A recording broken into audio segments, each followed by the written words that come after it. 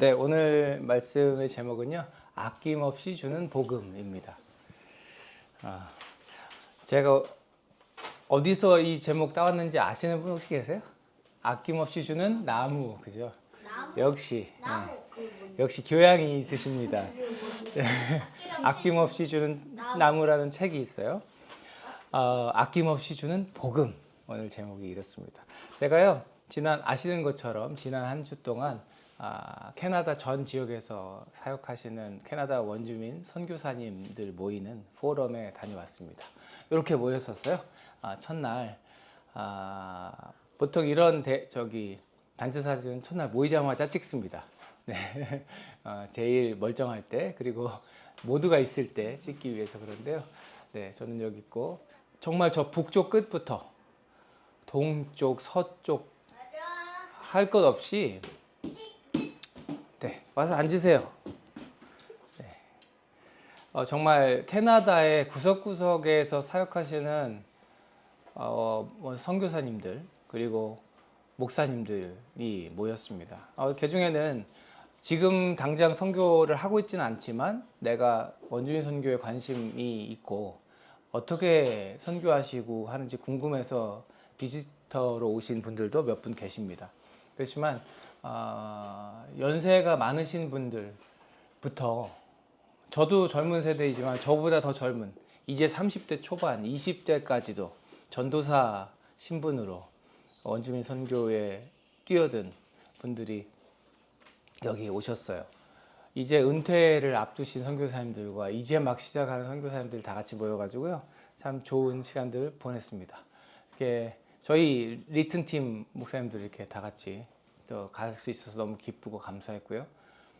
또 제가 수요일 날 저녁 설교를 맡았습니다. 그래가지고 설교를 하고 나서 또 시원한 뭐 사주신다 그래서 또 버블티도 먹고 팥빙수 먹으러 갔는데 늦었다고 안 하더라고요. 예배 끝나고 가니까 뭐 9시도 훌쩍 넘어가지고 그래도 맛있게 먹었습니다. 10시 가까이 된 시간이 저렇게 밝았어요. 네. 북쪽이라 확실히 11시까지도 밝다고 하더라고요. 이 해가 굉장히 오랫동안 떠 있는 에드먼튼 지역이었습니다.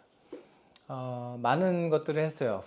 강의도 듣고 예배도 드리고 또 야외에서 교제도 하고 기도도 하고 또 이렇게 그 에드먼튼 지역에서 원주민 사역을 하시는 목사님 그 센터도 찾아가서 사역하시는 모습도 보고 또 이렇게 저희 팀, 특별히 저희 팀 이번에 초청해 주셔서 리튼 사역 어떻게 하는지 또 그런 것들도 나눌 수 있는 좋은 시간이 됐습니다.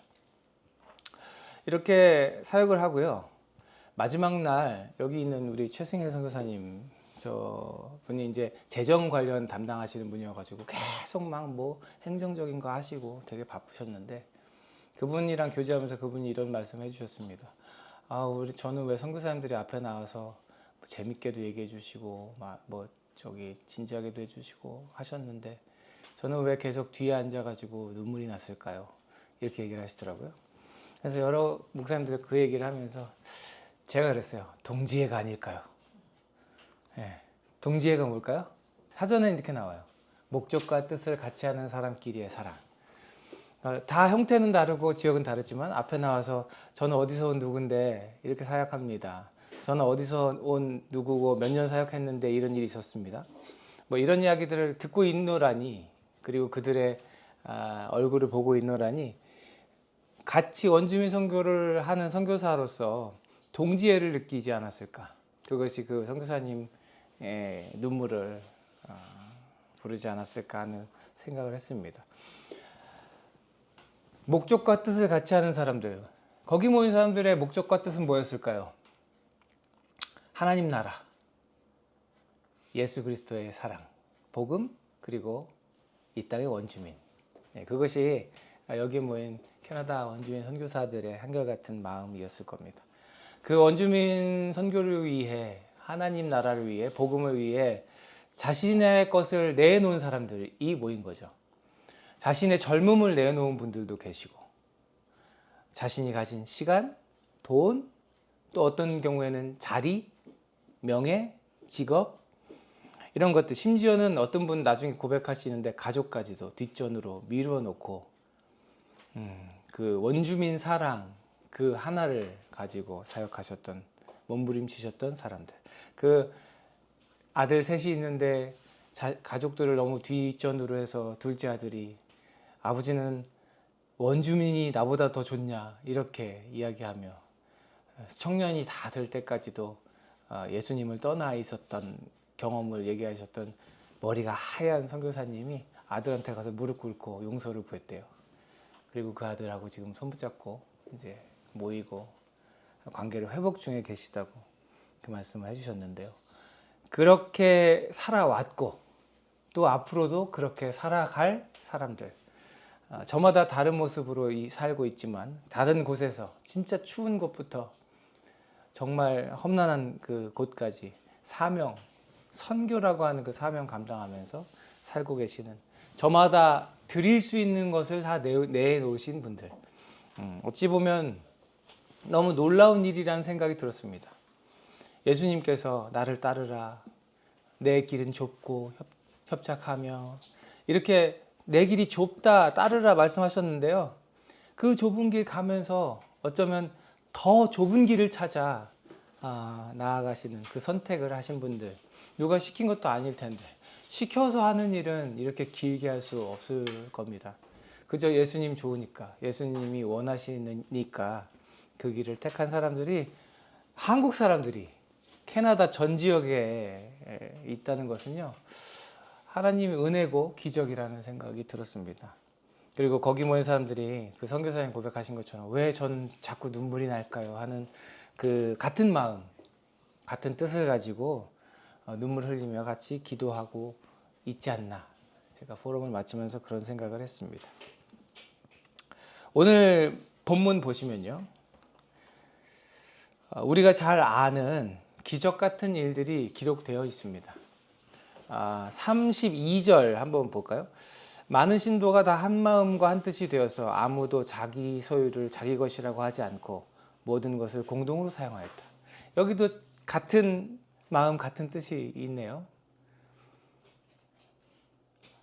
저는 이 말씀 보면서요, 가장 먼저 주목했던 것이 많은 신도였습니다. 신도, 믿는 사람들의 무리, 예수님을 믿는 사람들이 많았대요. 이제 하나님께서 이 땅에 교회 공동체를 허락해 주신 지 얼마 되지 않았는데, 여기 오늘 사도행전 4장에 벌써 많은 신도들이 있대요. 은혜죠. 얼마 전까지만 해도 저 예수님 처음에 따르다가 갑자기 예수를 못 박으라고 나서고 돌 던지며 핍박하며 채찍질하며 신뱉고 모욕했던 사람들이 거길 다 가득 메웠었는데, 이제 예수님을 믿는 사람들이 많다고 얘기하고 있는 거예요. 기적이라고 저는 믿습니다. 어떻게 그런 일이 있을 수 있는가?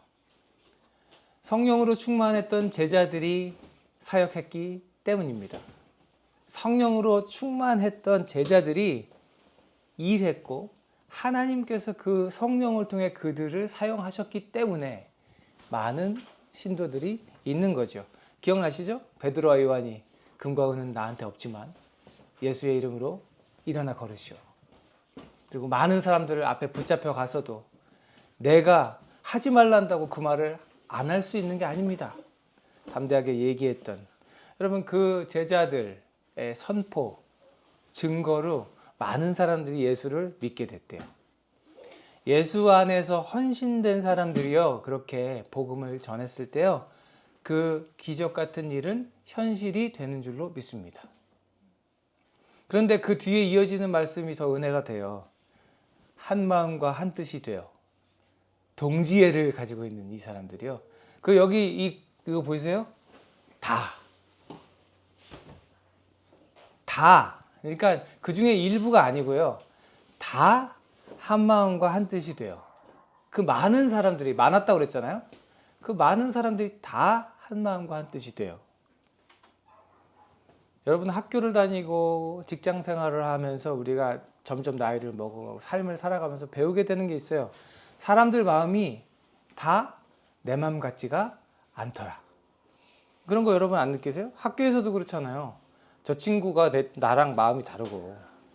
또 직장 가보세요. 같이 일하는 직원들이 나 같지가 않고. 마음만 그래요? 캐릭터도 그래요. 왜 그럴까요? 살아온 상황과 환경이 다르니까. 살아온 삶의 궤적이 다르니까. 그래서 살아가면서 사람을 만나면 만날수록 아, 세상에는 정말 다양한 사람이 있구나를 우리가 알게 됩니다. 그런데 오늘 말씀 보면요, 교회 안에 있는 이 사람들이요, 한 마음과 한 뜻이 됐다는데 얼만큼이? 다 한 마음과 한 뜻이 됐대요. 어쩌면 저는요, 이 신도수가 많아진 것보다 다 한 마음과 한 뜻이 됐다는 게 더 기적이라고 생각합니다. 그 서로 다른 사람들이 마음을 모아서. 근데 그게 어떻게 가능할까? 예수 안에 있기 때문에 가능한 줄로 저는 믿습니다. 저마다 생김도 다르고 환경도 다르고 캐릭터도 다르고 가진 것도 다르고 사는 것도 다른데 그 사람들이 모였는데 예수 안에 있으니 다 한 마음과 한 뜻이 되더라는 거죠. 여기서 기적이 끝났나요? 그렇지 않습니다. 기적이 이어져요. 어떤 일이 있었대요? 우리 33절 보면요, 사도들은 큰 능력으로 예수의 부활을 증거했고 모두가 큰 은혜를 받았대. 이러한 결과로 큰 은혜를 받았대요. 여러분들, 그리고 이러한 결과로 뭐가 일어났대요? 네 거 내 거가 없어졌대요. 뒤에 우리 살펴볼 건데요, 거기 있는 수많은 사람들이요, 가진 걸 다 공동으로 썼대요. 네 거 내 거가 없어지고 네 거가 내 거고 내 거가 네 거고 그랬대요. 여러분, 그거 쉬워요? 여기 저기 형제간에도 그거 쉬워요? 내 거, 그 자매들이 크면 그런다면서요. 옷을 막 몰래 입고 나가고 막. 저는 형과 컸지만 형하고 사이즈가 달라서 그런 일이 없었습니다만, 뭐 갑자기 옷이 쓱 없어졌다 나타났는데 막 늘어나 있고 막 들어져 있고 막 그런다면서요. 그러면 이제 싸움이 난다면서요. 네가 내 옷을 왜 입고 갔냐. 뭐 형제간에도 그렇잖아요. 그게 자연스러운 일이잖아요. 네 거가 있고 내 거가 있고. 그런데 이 수많은 사람들이 네 거 내 거가 없더라는 거예요. 어떻게 그런 일들이 가능했을까요? 34절에 이랬기 때문에. 사도들이 복음을 전했고 복음 안에서 이 사람들은 모두가 큰 은혜를 받았대요. 예수를 알아갔다는 얘기예요. 예수님이 뭘 받는지, 예수님이 뭘 가르쳤는지를 알아갔다는 게 큰 은혜를 받았다는 겁니다. 그러니까 네 거 내 거가 없대요. 사랑하는 여러분, 우리 교회도 이런 공동체 됐으면 좋겠습니다. 예. 말씀 전하는 사람, 저 같은 사람, 말씀 전하는 사람이요, 성령 안에서 큰 능력 받고 제대로 말씀 전할 수 있어야 됩니다. 여러분, 생각날 때 기도해 주세요. 그러니까 저를 위해서 하는 기도가 아니고 그건요, 우리 교회를 위한 기도입니다. 복음을 잘 전해야 하고 복음을 잘 들어야 큰 은혜가 있는 거죠. 우리가요, 선명하고 분명한 복음을 우리 안에 가질 수 있어야 합니다. 그러려면요, 우리 안에 말씀과 기도가 있어야 되겠죠. 그렇게 은혜가 있으면요, 정말 우리 안에 담기조차 어려운 그 거대한 예수님의 복음이 우리 안에 있으면요, 우리 공동체도 이와 같을 수 있다고 저는 믿습니다. 그러니까 이 구분이 없는 공동체가 됐다는 거예요. 근데 오해하시면 안 돼요. 이 사람과 사이 간의 이 예의의 거리가 그 구분이 없어진 게 아니에요. 네, 오해하시면 안 돼요. 아무나 막 뭐 너는 나고 나는 너, 그게 아니에요. 네, 서로 존중하는 공동체이지만 어떤 구분이 없대요? 이렇게 가난한 사람, 부한 사람, 나는 많이 가졌고 너는 적게 가졌고 이런 구분이 없어졌다는 거예요. 네 거 내 거의 구분이 없어지고. 그러니까 성경이 말하는 놀라운 비밀이 여기 있어요. 아까 사람이 많았다고 그랬잖아요. 그 많은 사람들 가운데요, 가난한 사람이 한 사람도 없었다고 말해요. 이게 되는 얘기입니까? 처음엔 안 그랬을 거란 말이죠. 처음 모였을 땐 그렇지 않았을 거예요. 그런데 이런 일들이 벌어지는 거예요. 땅이나 집을 가진 사람들이 그것을 팔아서 그 판돈을 가지고 와요. 그러면서 사도들 앞에 내놔요. 사도들 알아서, 하나님 말씀 전하는 당신들이 알아서 그것을 잘 써달라고. 여러분, 돈 필요 없는 사람 있습니까? 아니에요. 그렇지 않아요. 적으면 적은 대로, 많으면 많은 대로 필요한 게 돈입니다. 세상 사는데 돈이 필요 없을 리가 있습니까? 예나 지금이나 돈이라고 하는 건 필요한 거예요. 늘 쓸 곳이 있어. 그렇잖아요? 부족하면 불편해지고 힘들어지는 게 돈입니다. 돈이 있는 건 중요한 일이에요. 그런데 신도들이 그 중요한 것을요, 네 거 내 거 안 하면서 갖고 오더라는 거예요. 막 집이든 땅이든 팔아서 가난한 자들을 위해 써달라고 가지고 온다는 거죠. 자발적으로 자기의 것을 내놓는 일이에요. 어떻게 보면 상대적으로 말하면요, 자발적으로 더 가난해지는 길을 택한 거예요. 내 건 네 거를 그렇게 구분 없애고 가지고 오니까 가난한 사람이 한 사람도 없어졌대요. 이 사람들이 왜 그랬을까요? 아유, 우리 교회 저기 이름이 있는데 가난한 사람들이 있으면 격이 떨어지지, 이런 마음이었을까요? 그런 게 아니에요. 사랑하는 여러분, 믿음의 눈을 들어서 주님을 바라보니, 예수님을 바라보니, 예수님이 서 계셨던 자리와 예수님이 보셨던 사람들이 보이는 거죠. 예수님께서 보셨던 것, 예수님께서 찾아가셨던 사람들이 그 사람들 눈에도 보이게 됐더라는 거예요. 예수님이 이 땅에 계실 때 찾아갔던 사람들, 병들었고 가난하다고 다른 사람들로부터 거절당하는 사람들, 경제적인 능력 없다고, 정치적으로 목소리 낼 수 없다고 무시당했던 사람들, 율법에 비추어 볼 때 너는 죄인이야 그러면서 더럽다 말하고 사람들로부터 받았던 사람들, 공격까지도 받았던 사람들을 예수님이 찾아가셨어요. 예수님 눈에는 그런 사람들이 보였던 거고요. 근데 이제 복음이 이들 안에 있으니 이 사람들 눈에 뭐가 보이는 거예요? 예수님이 보셨던 걸 보는 거예요. 예수님과 같이 걸으면서 하늘에 계신 예수 그리스도를 늘 묵상하면서 예수의 눈으로 세상을 보기 시작했기 때문에 자발적으로 자기 것 팔아가지고 가지고 오는 거죠. 우리 안에 가난한 사람이 있더라는 거예요. 그게 보이고, 사도들, 목사님들, 저 가난한 사람들 위해 써주세요 하고 내놓게 되더라는 거죠. 우리 교회도 그런 교회 되기를 축복합니다. 오해하지 마세요. 다 갖고 오라는 얘기 아닙니다. 여기 모인 우리들이요, 날마다 예수님 묵상하면서 예수님이 보셨던 것들을 보는 공동체 됐으면 좋겠어요. 예수님이 마음 쓰셨던 사람들을 우리 마음에 품는 사람들 됐으면 좋겠어요. 원주민 선교를 왜 합니까? 예수님의 마음이 있기 때문에 하는 거죠. 전도를 왜 합니까? 예수님 마음이 있기 때문에 하는 거죠. 복음으로 충만하고 은혜로 충만해서 그 모습 감출 수 없는 우리들 되었으면 좋겠습니다. 근데요, 이 말씀 끝에 한 사람을 소개합니다.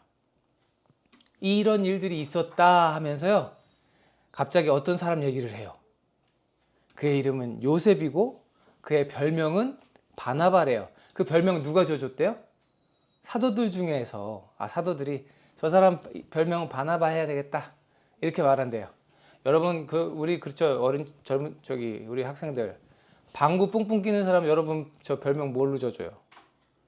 방귀대장, 뿡뿡이, 그렇죠? 저기 사람 이름 넣으면 안 돼. 그 사람에게서 보이는 특징을 가지고 별명을 짓는단 말이에요. 그런데 오늘 이 소개받는 사람 별명이 뭐래요? 바나바래요.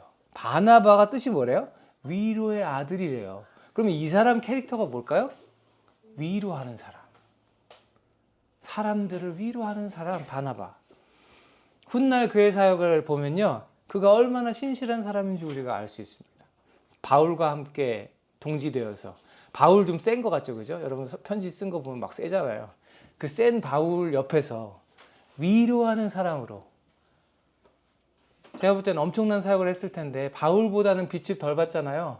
그럼에도 불구하고 자기의 사역을 멋지게 해내는, 바울이 주도권을 잡은 그 사역에서도 탁월한 조연이 되기를 마다하지 않았던 사람. 이 사람이 이때부터 남달랐나 봐요. 이제 막 시작이잖아요. 자신이 말씀 보면요, 자신이 가졌던 밭을 팔아가지고요, 돈을 사도들에게 내놨대요. 그러면 이 위로의 아들인 바나바가 내놓은 돈이 사람들을 위로하지 않았을까요? 그렇죠. 많은 신자들이 여기 지금 모두가 다 한 마음과 한 뜻이었다고 그랬어요. 그러면요, 바나바만 이렇게 돈 내놓은 거 아니고요, 많은 사람들이 돈을 내놨을 거예요. 근데 왜 바나바만 이렇게 소개를 할까요? 엄청나게 소개하잖아요. 어디 출신이고 무슨 집하고 이름 뭐고 별명은 뭐고 이런 일을 했다. 여러분, 우리는 몰라요. 이 짧은 구절 안에서 바나바가 가장 먼저 이걸 해서 그런 건지, 아니면 바나바가 제일 많은 돈을 가지고 와서 그런 건지 이유는 알 수 없어요. 그러나 적어도 성도들의 공동 생활을 소개하는 이 부분에서, 이 장면에서 유독 바나바 한 사람을 소개하고 있다면요, 이게 뭐예요? 대표 선수라는 거예요. 사람들을 구제하는 일에 힘썼던 대표 선수 누구?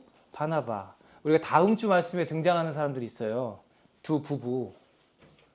돈을 내놨긴 내놨는데 거짓말로 내놨다가 죽음을 면치 못한 사람들 얘기가 이 뒤에 나옵니다. 근데 여기 지금 대표 선수 이야기를 하고 있잖아요. 말하자면 이 공동생활을 하던 이 많은 사람들 중에 가장 대표 선수였던 바나바를 소개하고 있는 거죠. 이 바나바가 뭐 이거 돈 내놓으면서 그런 기대했을까요? 내가 이거 내놓으면 성경책에 내 얘기 써지겠지? 하고 내놨을까요? 그런 거 아니잖아요. 그저 하나님 주신 마음대로, 하나님이 원하시는 대로 했을 겁니다. 예수님께서 이런 말씀 주셨어요. 그러므로 너희를 위하여 보물을 하늘에 쌓아두라. 거기에는 좀이 먹고 녹이 슬어서 망가지는 일이 없고 도둑들이 뚫고 들어와서 훔쳐가지도 못한다. 아멘. 이 관점에서 보면요, 바나바는요 가장 탁월한 투자를 한 겁니다. 그렇잖아요. 가장 우량주. 어디? 하나님 나라. 에? 리스크가 전혀 없는 곳. 하늘에 쌓은 바나바 되는 거죠. 여러분, 우리도요, 우리 교회도요, 선한 일의 대표 선수 됐으면 좋겠습니다. 이름 내기 위해서가 아니고 그저 하나님 기뻐하시니까 하나님 주시는 그 마음대로. 하나님 나라에서 금이 필요할까요? 요즘엔 달러가 강세죠? 달러가 필요할까요? US 달러? 캐네디언 달러 말고 US 달러? 다이아몬드, 어디나 가도 다이아몬드는 값지니까 다이아몬드? 하늘에 그런 거 쌓을까요? 아니, 하늘에 뭘 쌓아요? 여러분, 하늘에 뭘 쌓아요? 나는 금도 없고 은도 없고 다이아몬드도 없어요. 달러도 없어요. 그럼 뭘 쌓아요? 여러분, 뭘 쌓을까요? 우리의 중심을 쌓는 거예요. 우리의 마음. 우리의 마음이 담긴 나의 시간, 나의 물질, 나의 위치, 나의 삶, 그것을 하나님께서 받으시고 그것이 하늘에 쌓이는 줄로 믿습니다. 우리의 그릇을요, 바나바처럼, 아니 하늘나라만큼 넓힐 수 있는 우리들 되기를 축복합니다. 마무리하겠습니다. 바나바가 왜 그랬어요? 초대교회의 이 신약교회의 공동체들, 신자들이 왜 그랬을까요? 왜 네 거 내 거가 없고 공동으로 써요? 그들 안에 복음이 있었기 때문입니다. 예수의 십자가가 너무 분명하고 선명하게 거기에 새겨졌기 때문입니다. 우리 교회 십자가 바뀐 거 아세요? 저희가 선교학교 훈련을 마치고 우리 교단에서 십자가를 보내주셔서 십자가를 업그레이드 했습니다. 여러분, 우리 마음에 새겨진 십자가는요, 지난번 거보다 더 크고 선명해졌죠.